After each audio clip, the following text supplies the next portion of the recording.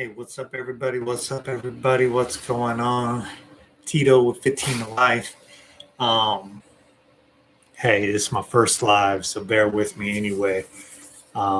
Excited today. We're going to be filming this episode, the next episode of 15 to Life podcast, and today we're going to be talking about why people fail. So let's go ahead and jump into it. You guys will have to excuse me, anyone who jumps on and is watching this. Just know that I'm kind of doing my podcast editing in the background as well. So here we go. What's up, and welcome to another edition of the podcast 15 to Life, the podcast where we talk about life after having a life sentence in prison. I'm your host, Tito, and let's go ahead and jump into this. So today's podcast is on why people fail. Now, pretty in-depth topic, pretty serious, right? So why do people fail? So many different reasons why people don't achieve their goals or objectives, right? But one of the main things is something I'm not going to talk about to the end, about kind of the reversing the role, right? But failure, this is going to sound corny, and I know you've heard it a million times, but I don't think people dig into the why, right? So when we're talking about failure, right? Failure comes from a point of basically defeat, right?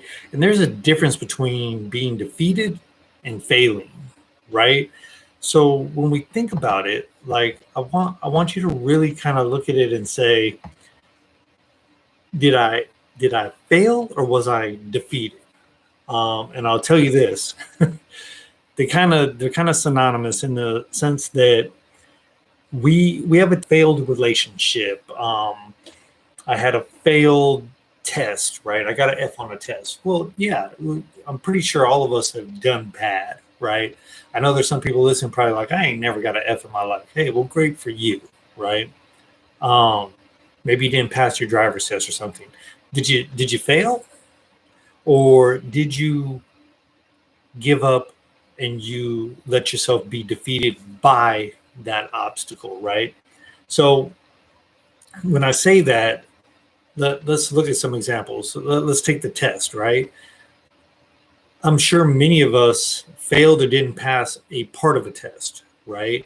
So, for example, driving test, you got to do a 3-point, turn or something. Maybe you don't get that part right. You might still pass the test, but you fail at part of it, and it eats you up, especially if you're an overachiever and everything. Now you feel like you didn't do everything you were supposed to. You didn't get it done right. But is that really a failure, right? Because so many of us have this failure or defeatist mindset, and that mindset being that we allow people to tell us when we're good and bad, right? And don't get me wrong, sometimes some of us do need a reality check, and we need someone to tell us we're screwing up. We need someone to tell us that things, ain't working out right, or we need to be better at what we do. But on the flip side, right? On the flip side, failure turns into a real mindset. And once we get into that, right? And I'm about to take it we're going into deep waters here, right? We take that and we hold it. We hold it right here in our heart, right? And it's easy to fail at multiple things when you believe you have failed at one thing. So I'll take it inside the prison walls real quick. So life term inmates, right? So when I went to prison, I had 15 to life. I had a second degree murder. That's 15 years you got to do before you even get to go in front of a parole board, which at the time basically was not giving anyone dates. Anyone who's ever seen Shawshank Redemption, you'll know what I'm talking about. Morgan Freeman went in front of the board and he tells them all this great stuff, and they're basically like denied. And when he goes in and talks shit, they actually give him a date. Imagine that, right? I'm not going to say it's like that all the time, but maybe. More people are getting out now than ever before, which is a good thing. But don't get me wrong, these guys do a boatload of time before they get approved. But needless to say, I went in with a life sentence, right? And as a lifer, um, you get that defeatist mentality. You get that you learn failure, because anyone who's done a long stint of time, and mind you, I did my 12 years, right? I ended up getting my life sentence overturned. Anyone who's watching this who's never listened to a podcast or anything, but I had 15 to life, 5 years into it. On the podcast, for y'all listening, I'm also running this live on YouTube. Feel free to go check out 15 to life on YouTube, and you'll be able to see this podcast, me saying it all. But needless to say, after 5 years, I was blessed to get that life sentence overturned, and I took a deal for 14 years, and I did 12. So before I got that deal, I pretty much had it in my mind that I was never going home. So that 15 years in front of the life sentence, I never thought that was going to manifest into an actual release date. I just pretty much figured I was in there for the long haul. Why? Because at that time, people weren't getting out. People weren't getting release dates. They just were not getting out. So, I mean, people would go to the board and, you'd hear them go, oh, this was the 10th time I've been to board. And mind you, each time in between, it's not like you go every 6 months.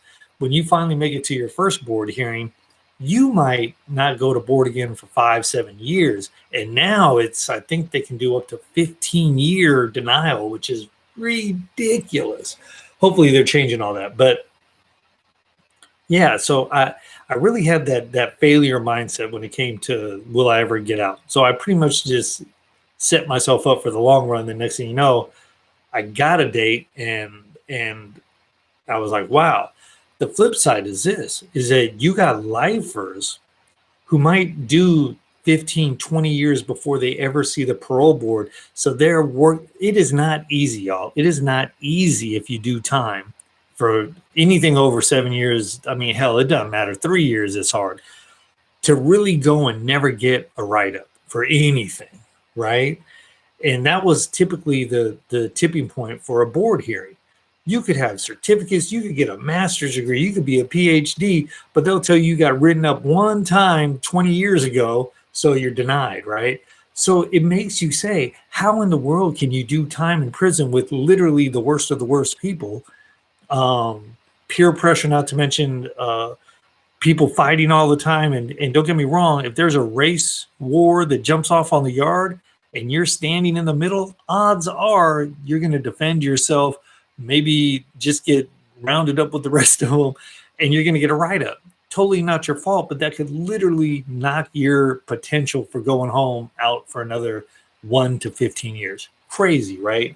So needless to say, how hard does that hit someone when you go that 15, that 20 years, and then, boom, you get denied after you've busted your ass to be good?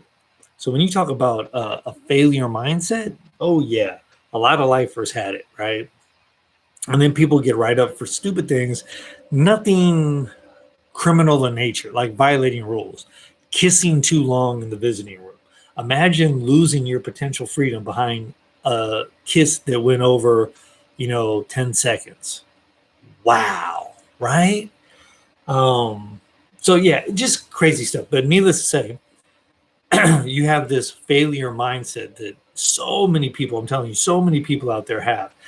Here's a trick, and I've been talking about this. I did it in my Monday motivation podcast. I'm going to talk about it now, but there's a subconscious aspect to all this, and this is a deep end.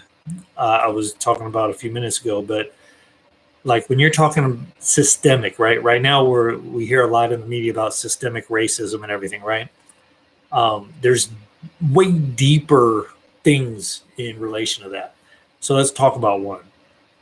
One being, when you get deep into it, there's a mindset, and Shia, whatever the hell his name is, Shia LaBeouf, whatever, the guy from Transformers and all those other movies,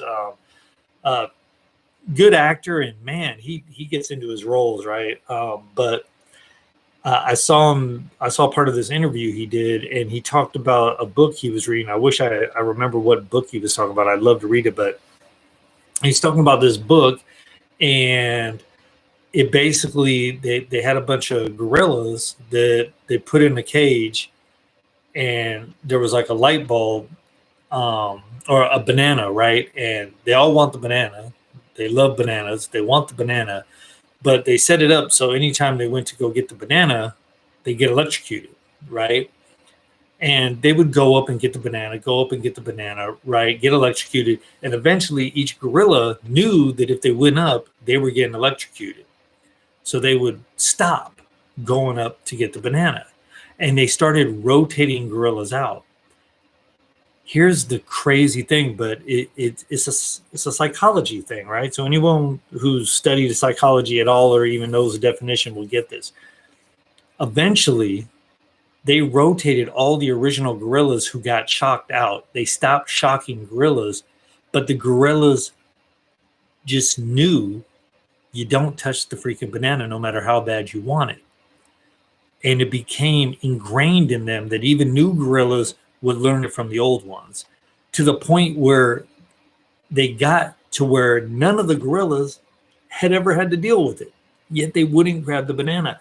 And I'm listening to this going, that's deep, because when someone says a minority has an opportunity that they didn't have 20 years ago, 50 years ago, 100 years ago, the thing they don't think about is how long have they been going without that, to the extent to where they don't even think they can get it anymore. It's not even a freaking option in their mind. They've been trained.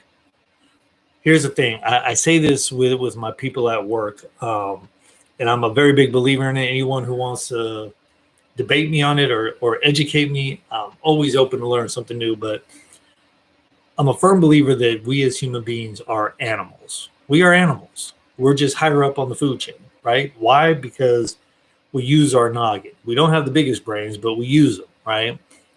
But do we use them in a positive, productive, and human way, right? Maybe not all the time. But the point being this is that we get to a point where we know how to manipulate things, even within ourselves. And so when we talk about these systemic issues, people that maybe haven't had to deal with it don't see it because they've never dealt with it. And it's not about always the color of your skin. It's about how your mental capacity has been limited not to see certain things. And then when you say, well, there's people that play sports and they're in entertainment and they're this and the other thing, you're talking about such a small percentage of that group who pushed through and wouldn't accept that failure. Like, for whatever reason, they saw more, or they believed so much in the dream, right, that they made it a reality, which a lot of books talk about too, right? So once again, I bounce around a lot. Anyone who hasn't seen me or talked to me or listened to my podcast, you just don't know, but hopefully you can keep up. So there's a big piece of this that rotates around this, is we talk about, positive affirmations. I used to do a big talk in prison, in halfway houses, and a lot of other places, called The Importance of the Prison Sink. And my whole thing was, for at least 6 months before I got out, probably a little bit longer, every morning when I would go into that dorm environment where it's a bunch of sinks and a bunch of toilets, where our bathroom, right? Spray bottle, you spray everything down, kind of like COVID now, right? Spray everything down, wipe everything down, and then you start brushing your teeth, doing whatever you got to do, right? Obviously, I didn't have to comb my hair. I don't have any hair, really.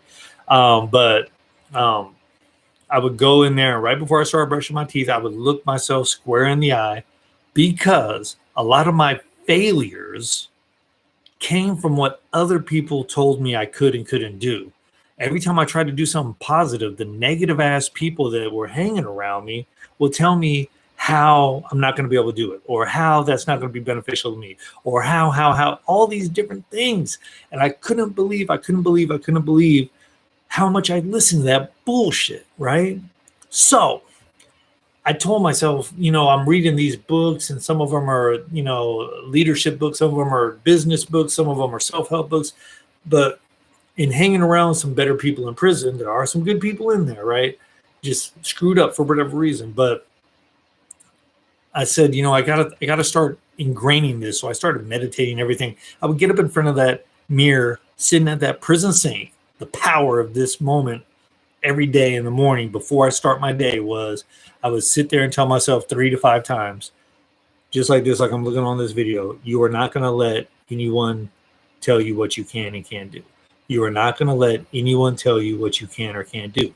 You are not going to let anyone tell you what you can or can't do. Now, the difference between saying it, putting the post-it on the mirror and, all that good stuff and putting it on social media, I'm going to start working out, and then you don't do shit, right? Or you do it once every other day or something stupid like that. You don't stick to a program. Was I said it every day, but I believed it.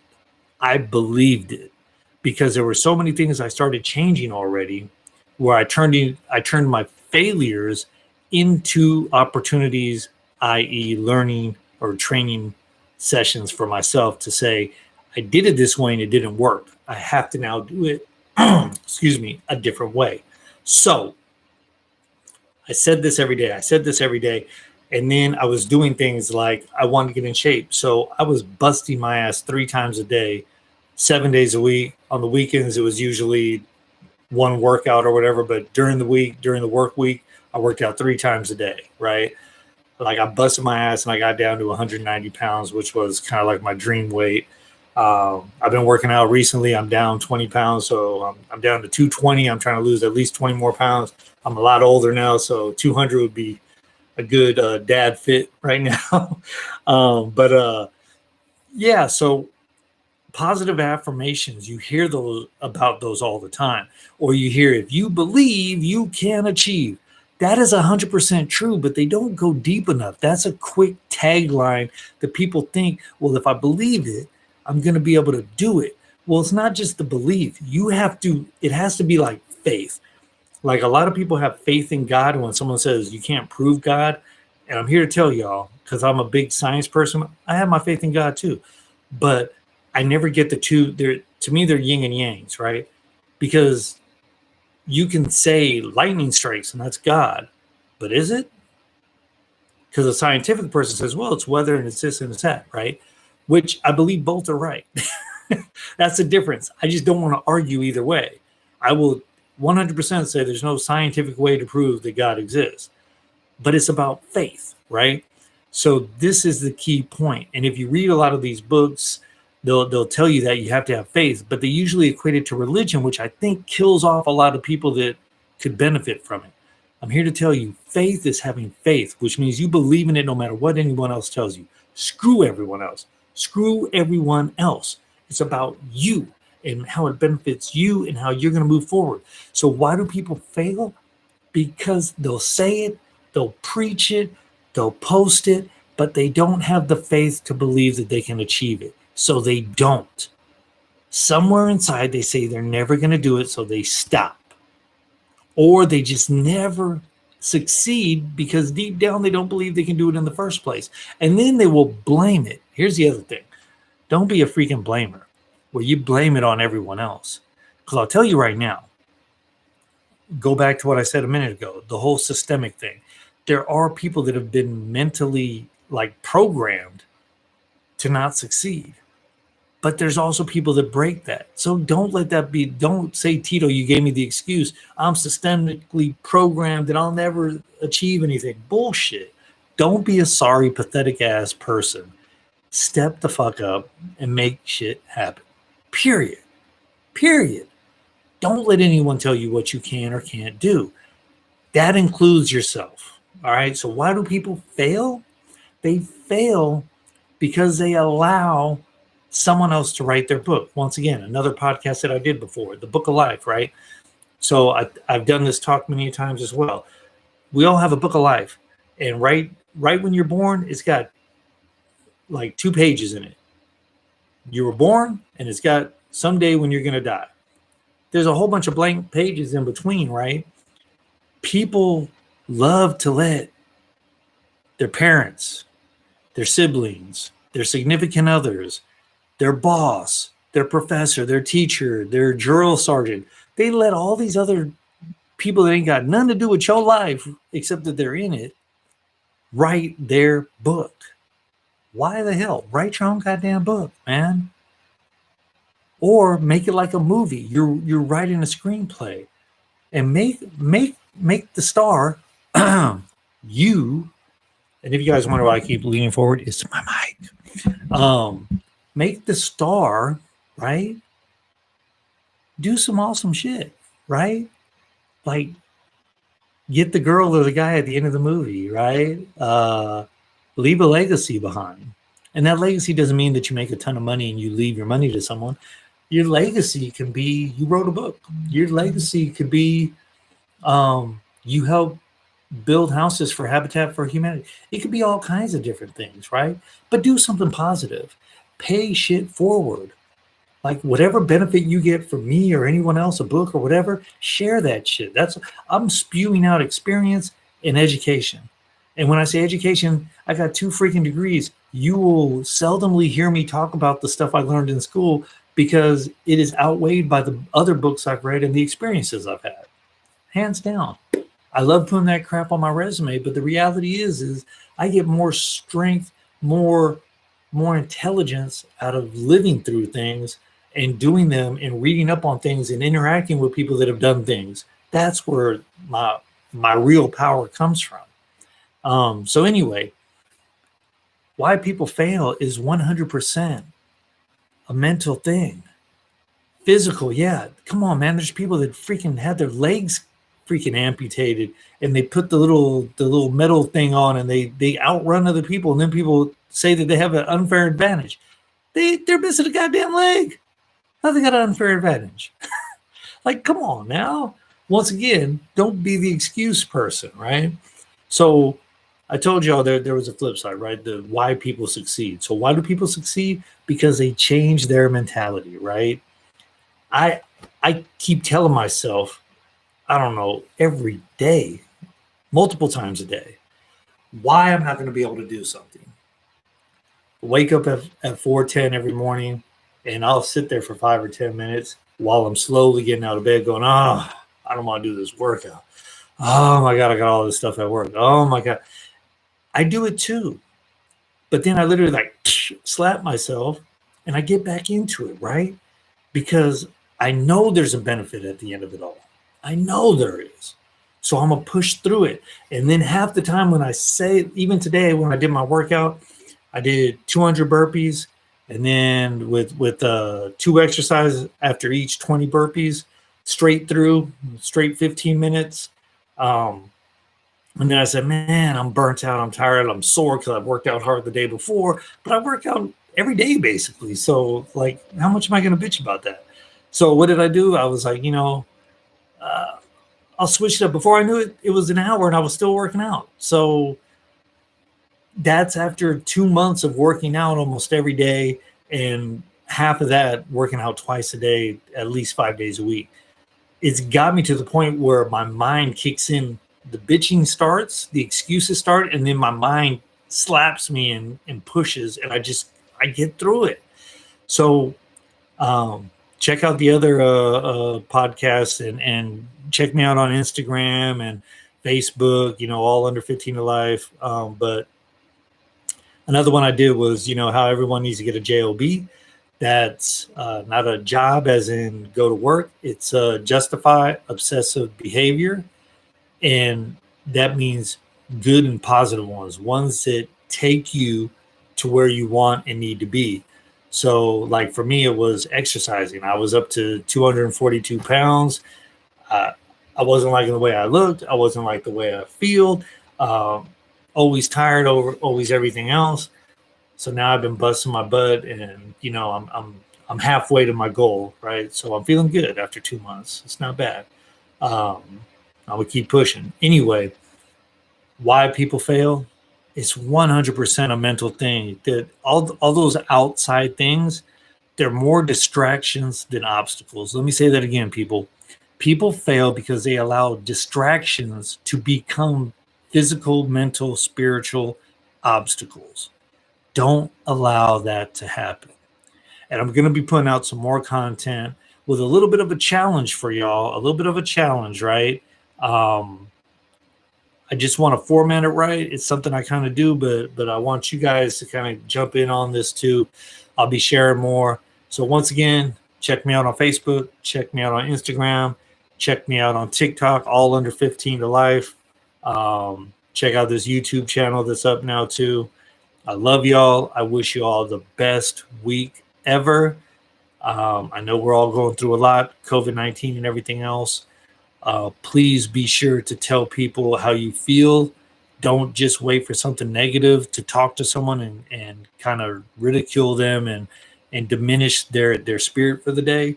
Don't forget to say thank you, smile, and I love you, because it's powerful. Smile at people. It's powerful. Tell someone they look good, even if you don't know them and will never see them again. It will empower them for the day. So I love you. I think you look great, even though I can't see you. And I wish you the best today, tomorrow, the rest of the week, year, and life. All right. This is Tito 15 Life. All right, y'all YouTubers, if you're still on there, that was a podcast. As you see, I just rolled through it.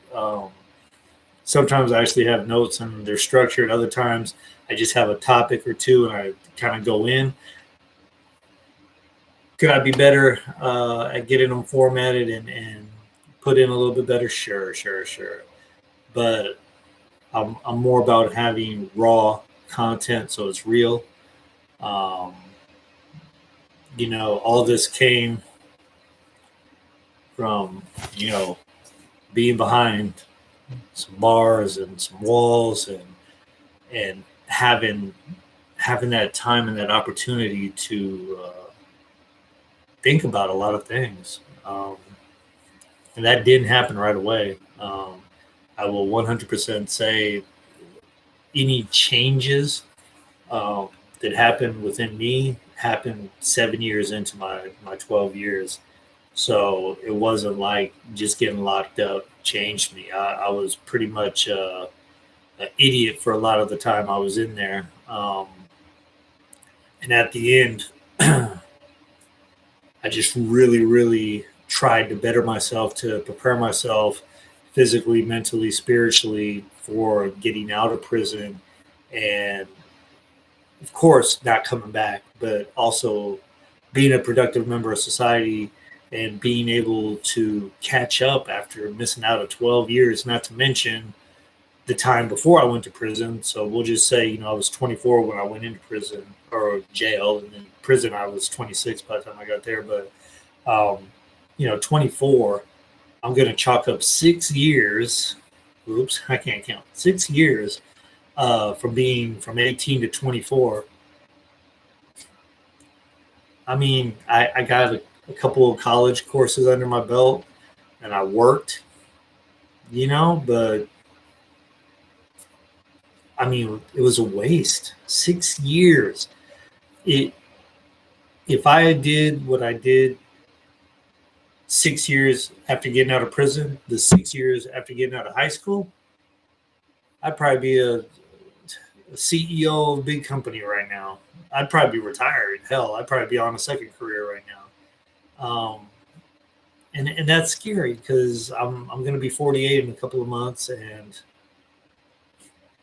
I mean, I can't help but think of all the time I wasted.